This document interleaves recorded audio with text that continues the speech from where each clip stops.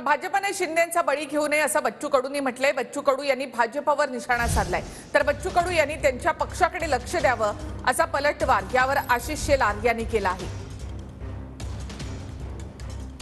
या पक्षाची तिकीट घेतली, त्या पक्षातला कार्यकर्ता लाचारी घेणार नाही, स्वाभिमानानं तो निश्चितच मी सांगतो ही निवडणूक कार्यकर्त्याच्या बाजूने उभी केल्याशिवाय राहणार नाही। वाटते गेम फॅक्टर असू शकतं। शिंदे साहेबांचा बळी घेऊ नये भाजपने, त्यांना कशा पद्धतीनं मदत करता येईल ते पाहिलं पाहिजे।